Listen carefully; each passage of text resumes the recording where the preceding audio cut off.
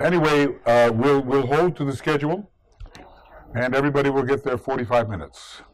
And if you wish to continue and work more with the ideas presented, please follow the person who speaks until they satisfy your questions. Okay, so Eva Smith will be presenting on the mystery of the 4 and 5. All right. It seems to be an esoteric subject. What can I say? Okay.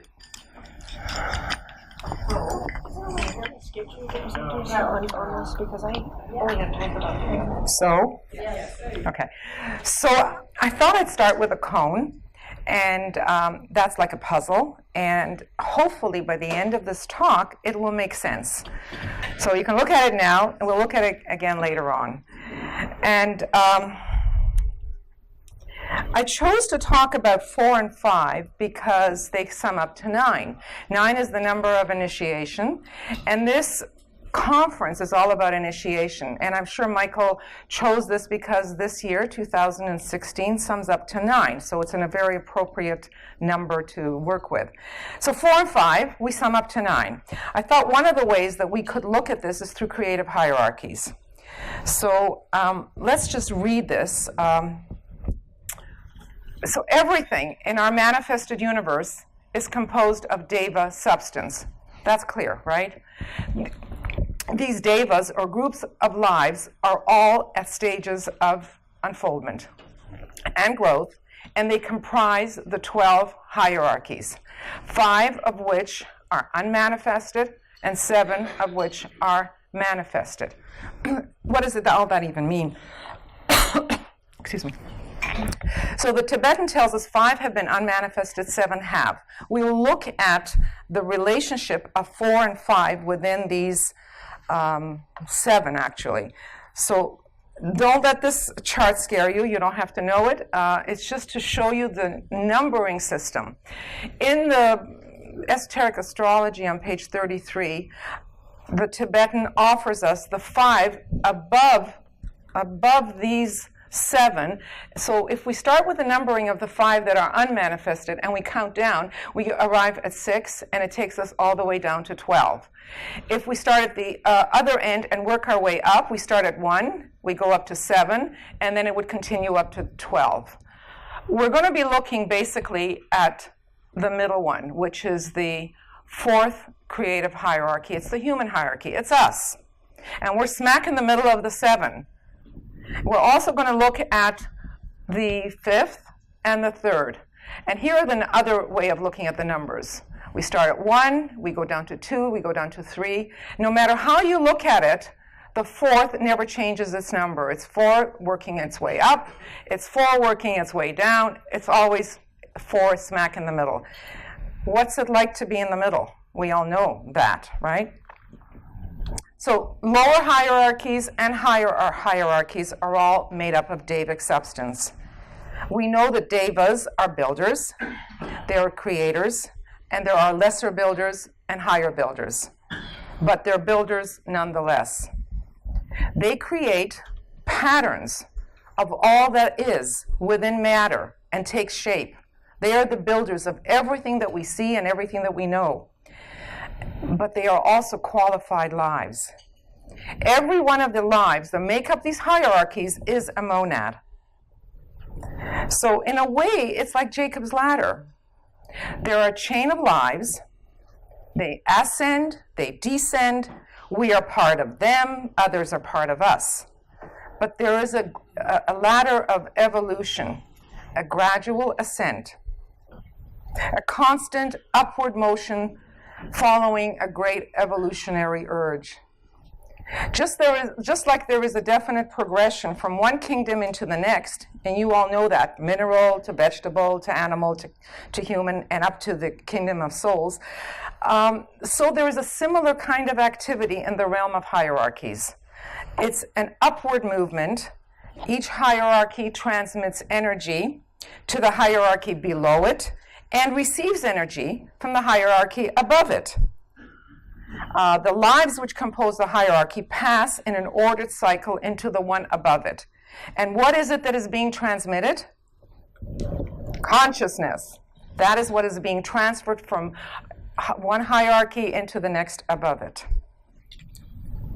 So we'll look at the fourth creative hierarchy, which was the one in the middle, and we're going to point out some important points here where you don't have to know all of that. So the numbering of the creative hierarchies is important. We have 9, we have 4, and we have 4 down there. So these are the human monads. They are us. And we are known as sparks or points of fire, which must become the flame. What is a spark? A spark animates and vivifies the human form. Because without that, we would be animal form. We would still be animals. So it's that spark that gives us life and vivifies us. 9, as I've said, is the number of initiation and the number of completion, because there are only 9 initiations. And Michael has taken us through 4 of them. 4 is the human hierarchy. 4, as we know, is ruled by the 4th ray. And in occultism, numbers resonate. There's always an association with numbers. So 4th plane, 4th ray. So there's right away a resonance there. The 4th is in the middle. It's an intermediate placement. It is a bridging group. It links the higher 3 with the lower 3. Remember, I showed you within the 7, we're smack in the middle. It's also 4 represents the Buddhic plane, the plane of initiation. And the interesting thing to see here are the signs and the planets involved. So with the human hierarchy is Scorpio. And as Michael pointed out, Scorpio plays an important role in the first 3 initiations. It's all about the testing. And Scorpio transmits the 4th ray. The planet associated here is Mercury, another 4th ray conveyor. It conveys the 4th ray. So 4, you can't get away from the 4 here. You got 4 here. It's the 4th creative hierarchy. It's ruled by both planet and sign, that is the 4th ray. So we're inundated with all this 4th rayness. And what is the function? It's at one mint. 4th is a unifier, right? It is harmonizer. It's about perfection. And the destination for us, as the human hierarchy, is Buddhi. Again, 4th, the 4th plane. So the lords of flame, which are the solar angels, implanted the spark of mind, which has developed and grown, and now is the fire of intellect seen burning in all civilized people. That is the spark. The next step is for it to continue to grow so that it becomes the flame. And then we can truly understand that our God is a consuming fire. As we said, hierarchies are all interrelated. Positive to negative. One above is positive, one below is negative, and it keeps going like that all the way down the chain. Negative to positive. The higher hierarchies are responsible for elevating the lower hierarchies. We tend the evocation of the fires. We keep the wheel revolving. We nourish the lesser lives. And similarly, we're nourished by them as well. Hence, the importance of man in the scheme. Man is a very important placement to be right smack in the middle. Via the 4th ray, humanity's service is producing unity, harmony, and beauty in nature through blending into one functioning related unity, the soul in all forms. Mercury indicates the line of least resistance for humanity.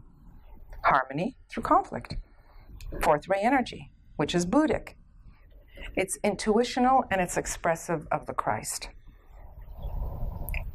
So this is the same. Haven't changed it.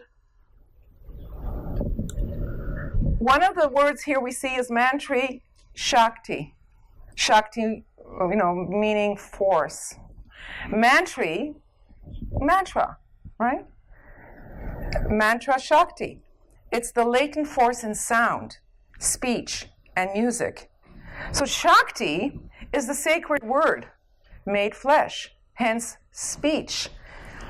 And therefore, the human hierarchy can be seen as the throat center of the planet. This is out of esoteric astrology, and it talks a little bit about Scorpio.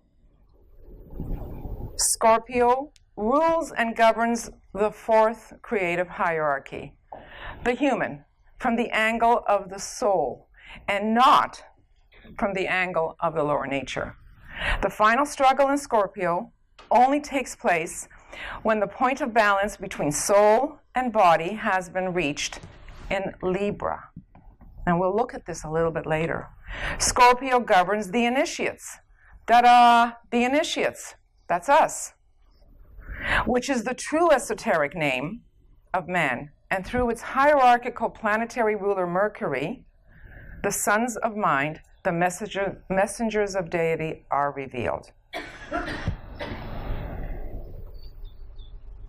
So, we're going to move on now to the fifth creative hierarchy. So you have a sense of what the fourth creative hierarchy is all about. It's us. What about the fifth creative hierarchy?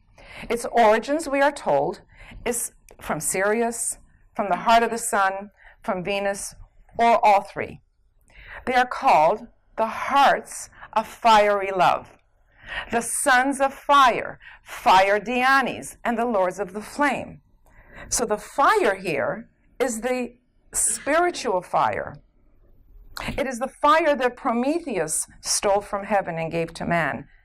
And just as he was punished by being chained to a rock, so are these Dhyanis, these solar angels, punished by being chained to the physical human forms. But they help man unfold his own egoic lotus until liberation. Hence, imprisoned or chained to the form. So we see the parallel here with Prometheus. A little bit of history. 21.5 million years ago was the start of individualization, as well as the approach of the hierarchy and the founding of Shambhala here upon our planet. Although the monastic impulse, the spark of mind, began 21.5 million years ago, it wasn't until about 18.5 million years ago that the process was finished. So follow this. It started in Leo. And what is Leo about? It governs the consciousness in humanity, right? Self-consciousness. Then it moved into Cancer. And Cancer is the fourth sign. Again, number 4. The sign of the birth of humanity, where humanity entered into physical incarnation. And then it moved into Gemini. The sun moved into Gemini, which is about stimulation and awakening via the two ruling planets, Mercury and Venus. And Sanat Kumara came to this dense physical planet of ours from the Venus chain. His coming in the fourth round, you see the repetition of the number 4 every time I say this? His coming in the fourth round with the subsequent awakening of Manas, the fifth plane, the number 5, in the human units, find their analogy in the awakening of the life principle in the unborn infant at the 4th month. And that's from TCF, Treatise on Cosmic Fire, page 371, if anybody wants to check that out.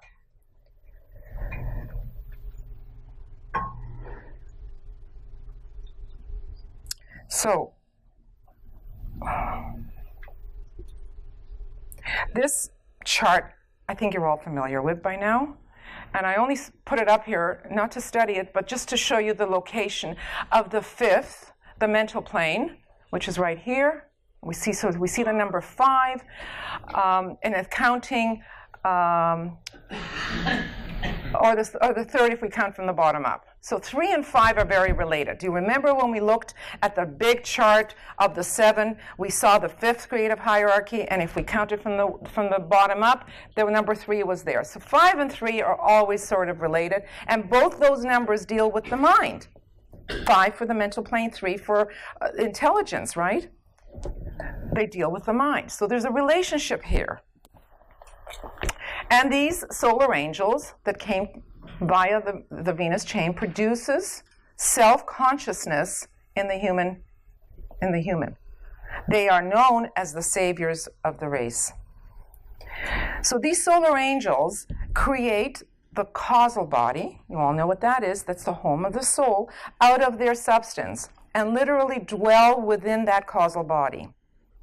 They are also known as Agnishvatas, and they are, and I quote here, beings who in earlier Manvantara, in an earlier period, have achieved all degrees, and who in this round waited for the specific moment at which to enter and to continue their work. So they're self-conscious entities, members of all degrees, having passed through the stage which is analogous to man. In other words, at some point, they had to pass through what we know as the human kingdom, I guess we could say, and thus have developed manas, or mind. And they are known as the saviors of the race, of our race, right there, the saviors of the race.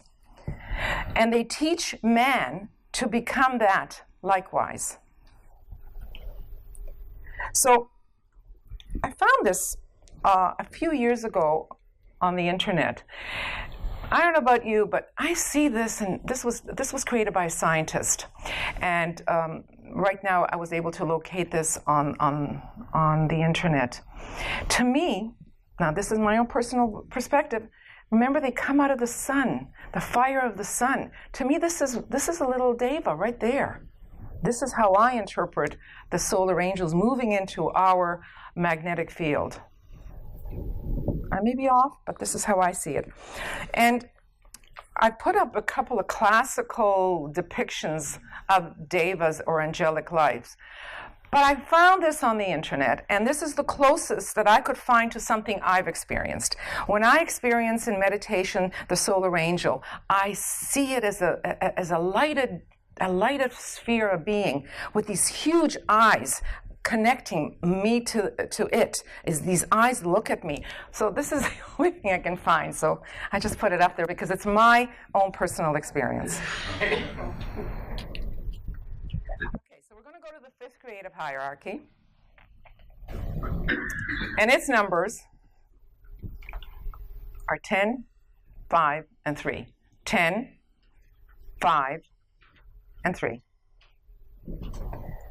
According to the secret doctrine, this 5th group is a very mysterious one, as it is connected with the microcosmic pentagon, the 5-pointed star, which represents man.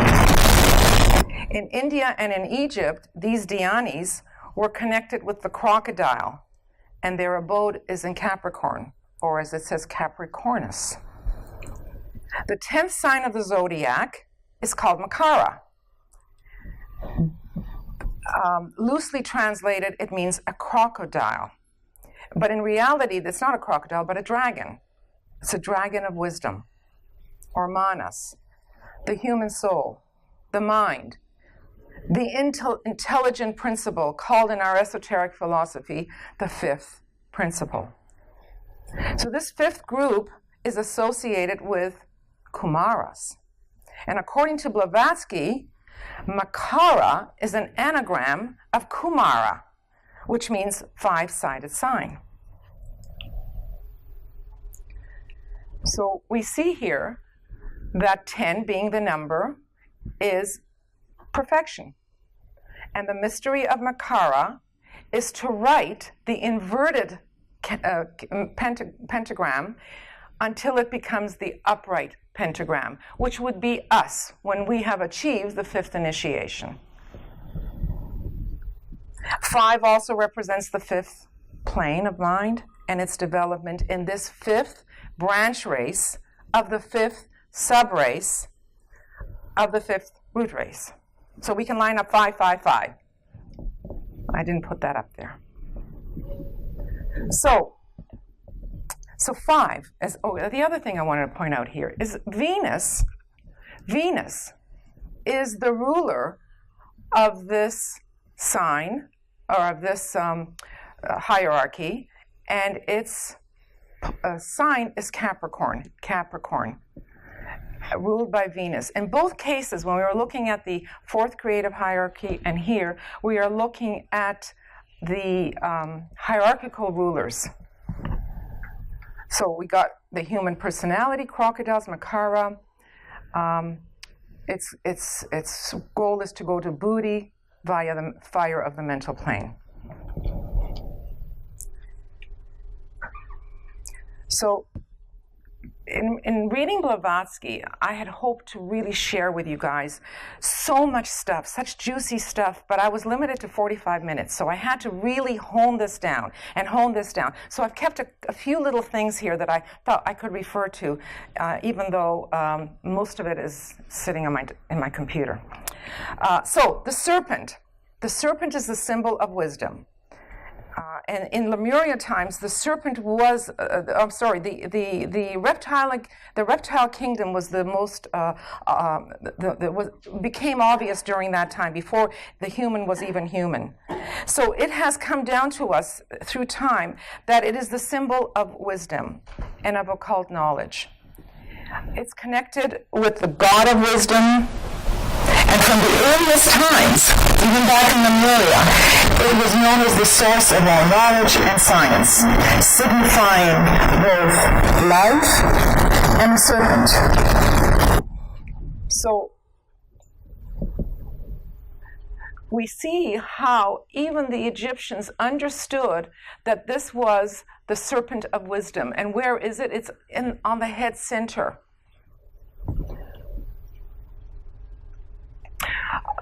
So the solar angel is known as the serpent of wisdom, or a naga, and it is also very much associated with the kundalini energy, coiled up at the base of the spine, as it is raised into power and known as the serpent of matter.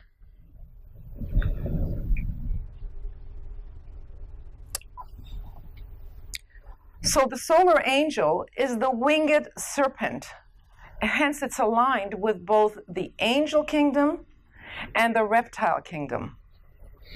When I found this on the internet, I went, wow, I was just so blown away with it. Some esotericists, occultists understood that the sun gives off the dragon of wisdom. You see that dragon?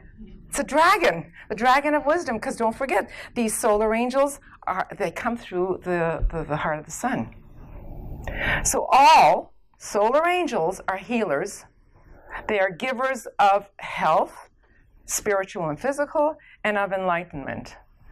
So in this caduceus, which can represent the kundalini energy, we have the two intertwined serpents on the staff or the spine, surmounted by the wings of Venusian Manas and Mercurial Buddhi.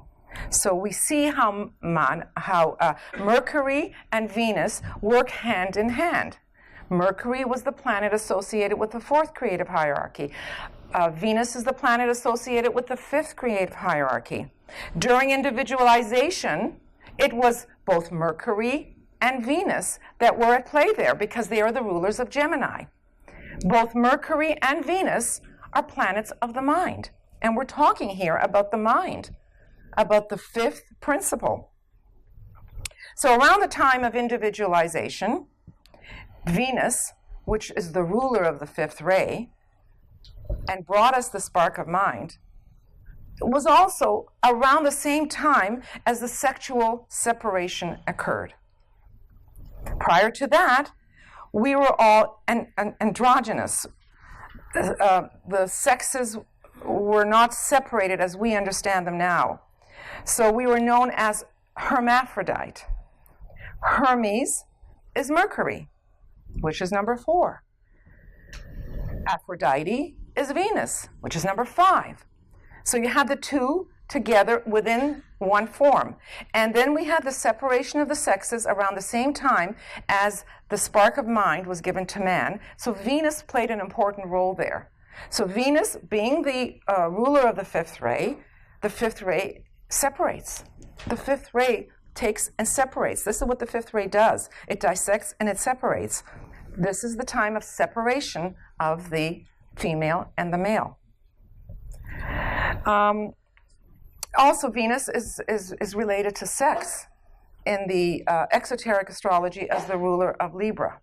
So we see what an important role Venus played at individualization, at the separation of the sexes, and with the solar angels.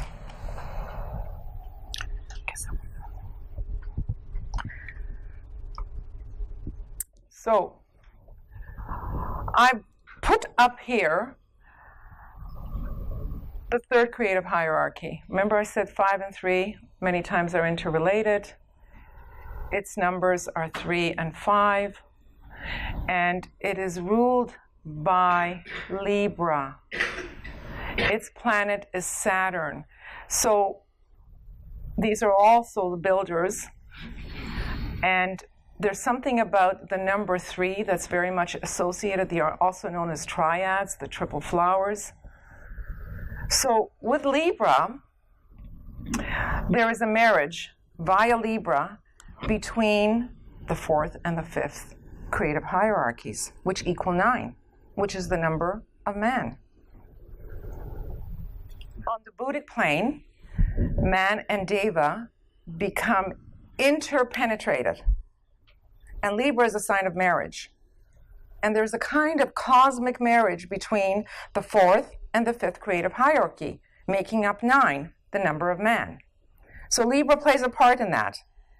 And what is Libra also associated with? Androgyny. The equal number of positive and negative polarity within.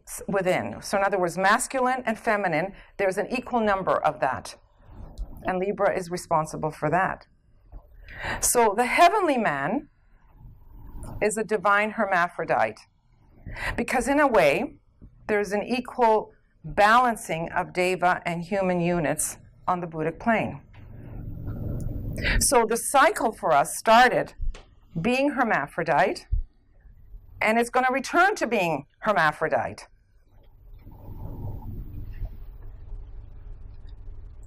Here's a few interesting things.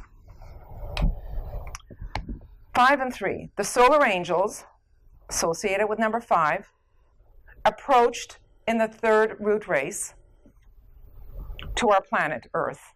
That's number 3, third ray. Saturn is the ruler of the third creative hierarchy. It is also the hierarchical ruler of Libra. So in each case, we have seen the hierarchical ruler being associated with the hierarchy involved. It's also the exoteric ruler of Capricorn. And Capricorn was the sign for the fifth creative hierarchy. Venus, the ruler of the fifth creative hierarchy, is the hierarchical ruler of Capricorn, the exoteric ruler of Libra. So you see the association here? So the fifth creative hierarchy, and what is important for us to realize is this fifth creative hierarchy leads man to the third creative hierarchy. It is the fifth creative hierarchy of the solar angels which makes possible the relationship between the lower mind and triadal living, which is the Libran hierarchy here, ruled by Saturn. So we see the importance of the fifth creative hierarchy as it gives humanity access to this third creative hierarchy. So these saving angels, the solar angels, came in and they facilitated this access within a short time. Even though we're talking millions of years, it's still a short time. And they continue to supervise this process until it's completed. If it was left to our own devices, it would take millennia. So these triads, this third creative hierarchy, example, the masters or those above, are within the etheric nature of the planetary and solar logos. In other words, these triads live and are manifesting within the vital body, the living body of the planetary logos and the solar logos. One could, in fact, say that this is immortality.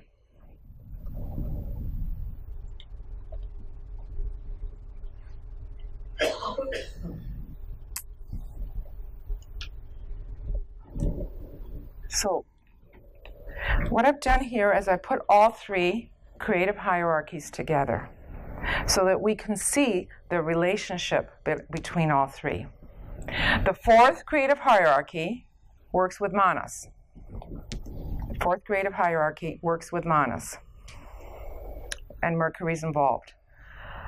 The fifth creative hierarchy works with buddhi.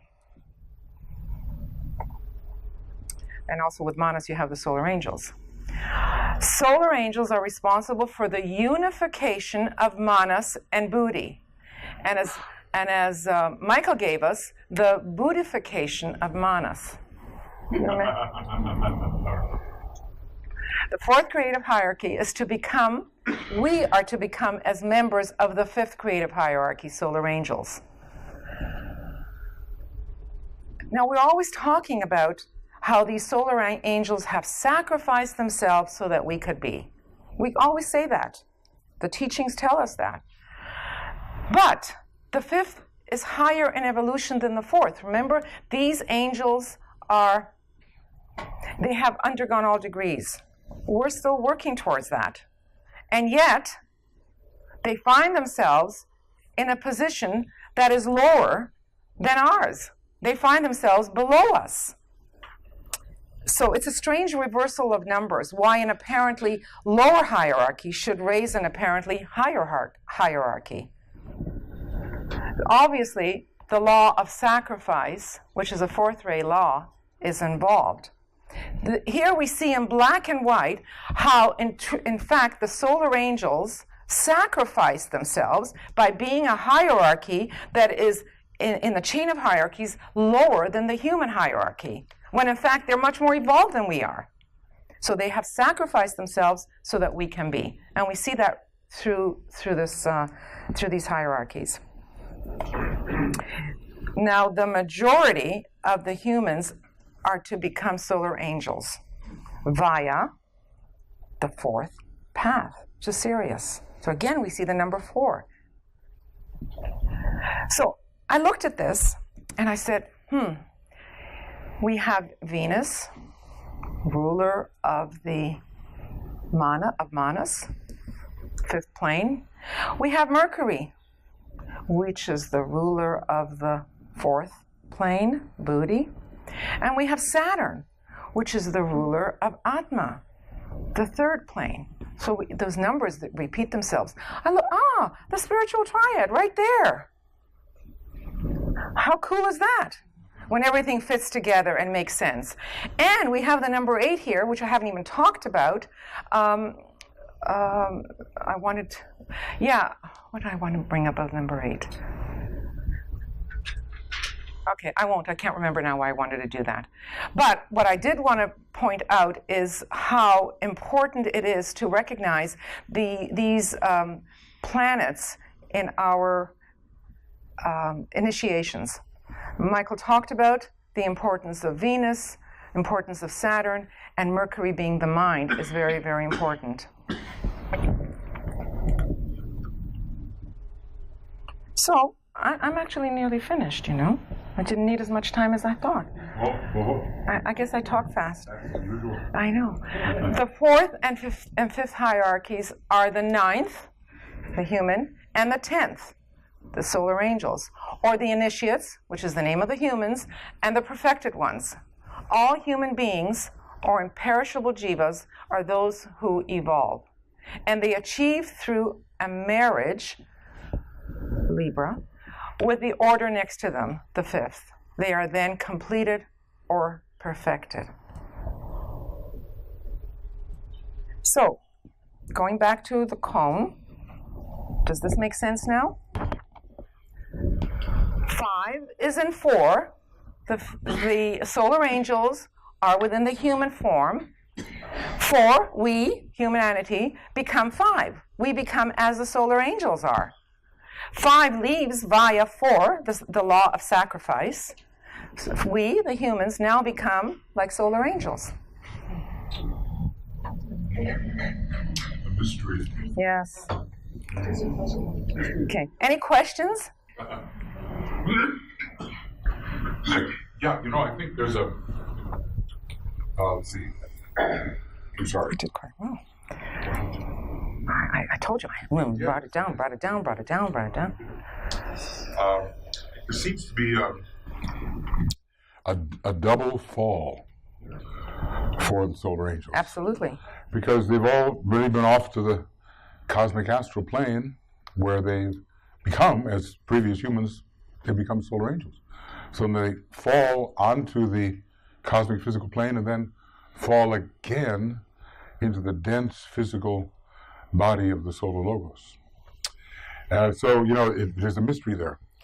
How do they extend themselves?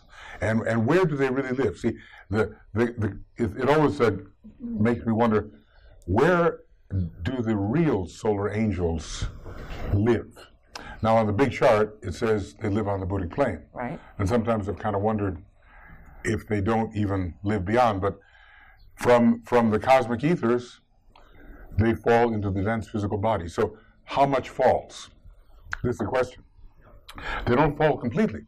See, they send a part of themselves, because they can do that. It's called in Agni Yoga the divisibility of the spirit. So they send a part of themselves, a ray, a presence, however they do that, into the egoic lotus.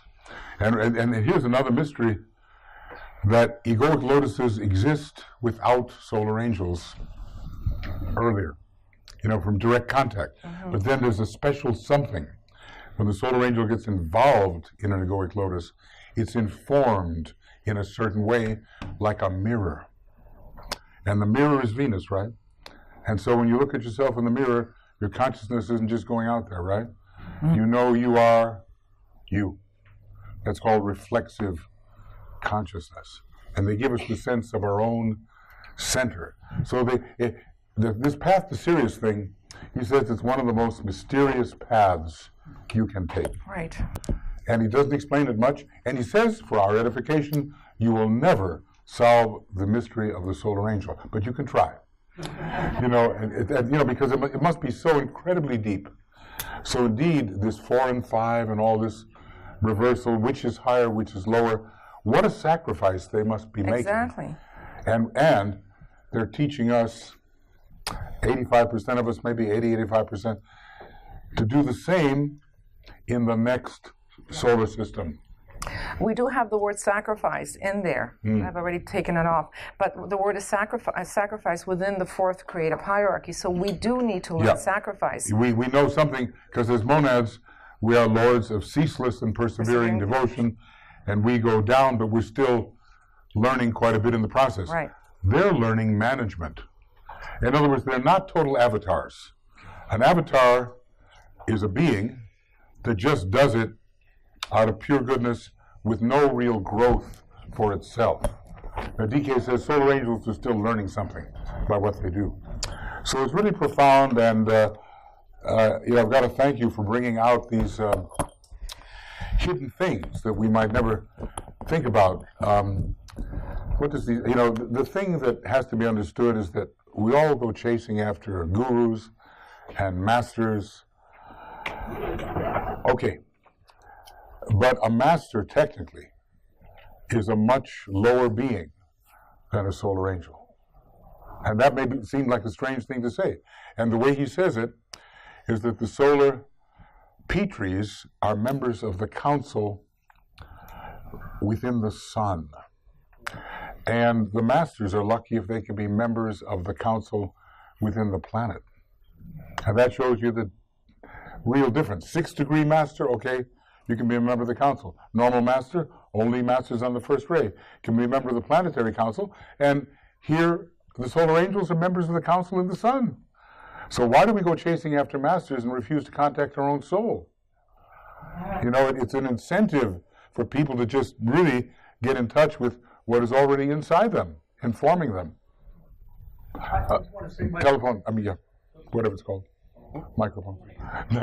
Well, thank you, Eva. This is marvelous. Yeah.